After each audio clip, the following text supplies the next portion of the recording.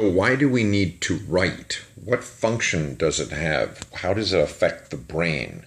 Well, it says that it's responsible for movement and judgment and interpretation of words and language, but just speaking does not create a document that can be valued and looked at closely. So this is why writing is important.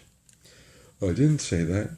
Well, if we want to grow, we will write, because the ego uses many mechanisms to try to escape uncomfortable situations. This has been another free English lesson, as well as a way of interpreting and learning how to grow the brain.